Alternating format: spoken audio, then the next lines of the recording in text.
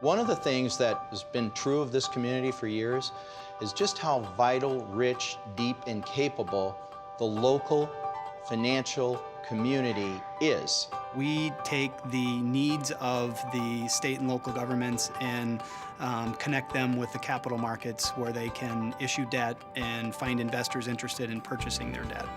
Issuers of all kinds, but in particular, governments, not-for-profit organizations, schools, hospitals, cities, state of Minnesota, housing agencies, are able to raise money very effectively in the capital markets by drawing on the talents and capabilities of the local firms that have grown up here and who care.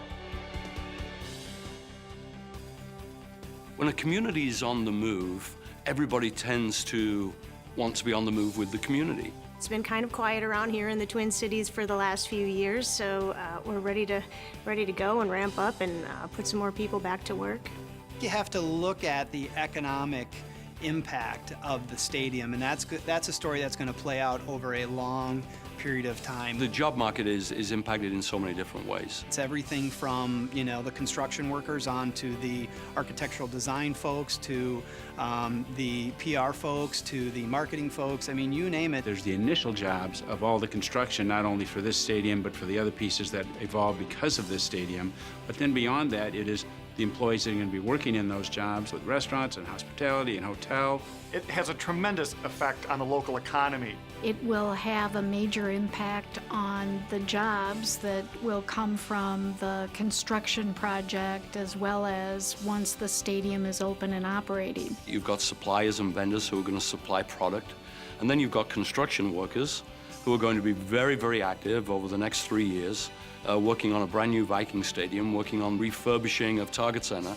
Whether they're bringing in 100, 1,000, or 10,000 attendees, that's money coming in from outside the destination that's being invested in the destination. Probably more important is the economic development impact that it's going to have on the entire area. You're in the job creation mode with all of these facilities. In response to the stadium project, we've got an increase in labor demand. So we're recruiting and attracting people from areas that we might not have been recruiting before. Once the Vikings project starts up, I'll be there full-time over the summer and hopefully into the school year. Once they're trained and skilled, once you're a union iron worker, for example, and you've got a journeyman card, it's a career for you now, and you can apply those skills for the rest of your life.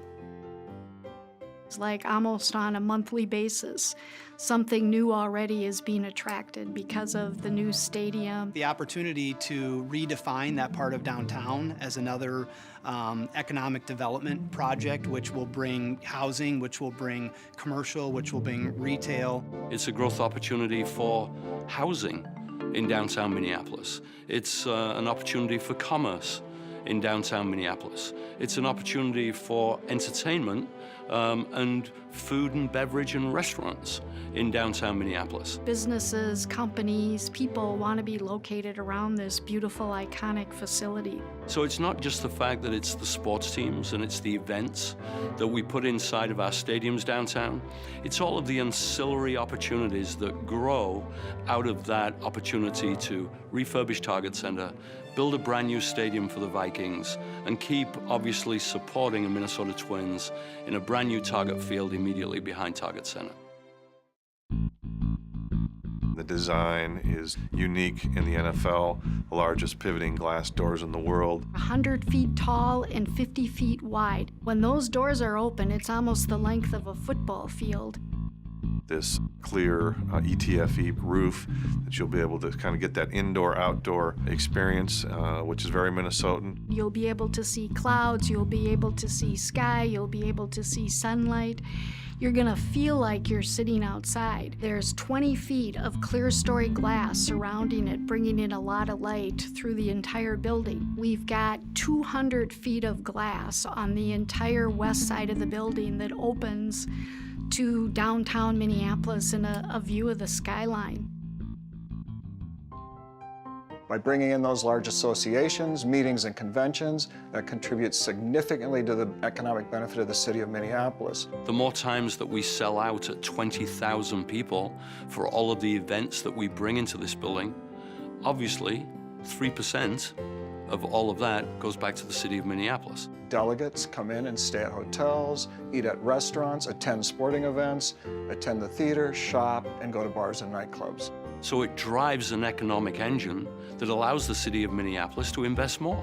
All of that generates revenue for the local businesses, and that cascades down to sales taxes, which benefit the city and the state overall. We were really pleased when it came to financing this stadium that they turned to local companies like RBC. They've been in this business for a very long time, and for John Taft and his group to step forward and say, we can get this done, and in a very engaging manner and so quickly, was really reinforcing to the work we do here in Minneapolis-St. Paul. The market remains vibrant in Minneapolis. The fact that the team is willing to commit $500 million to the project, the fact that the state is willing to commit $500 million to the project, and the fact that the private sector, by virtue of the Downtown East development, is willing to put $400 million into the project. And so it's a huge opportunity to tell the story of the Minneapolis arts and culture, because it's not just stadiums, it's the other things that we fund for public purpose. These bonds were great investments for individual investors, and the Minnesota Vikings stadium that they financed is a great investment for the Minnesota community. It's the Children's Museum, it's the Science Museum, it's the Guthrie Theater, it's the Walker Art Center, and so I think culturally there has been a commitment to supporting the arts and culture in this town, and stadiums are part of that. What we did to make it easier for individual investors to own these bonds is we issued them in smaller denominations than is normally the case. $1,000 instead of $5,000, and then just to add a little marketing sizzle to all of this and make it more attractive, anyone who bought a $1,000 bond at initial offering, we gave them a certificate that was signed by the governor and signed by me. We call it a certificate of ownership, telling them they were part of making this important project a reality. Minnesota governments have one of the best records of paying back their obligations on time. There's a sound history and culture of responsible fiscal management, and what that translates into for individual investors who invest in municipal bonds in this state is certainty and confidence that when they buy an obligation, they're going to get repaid.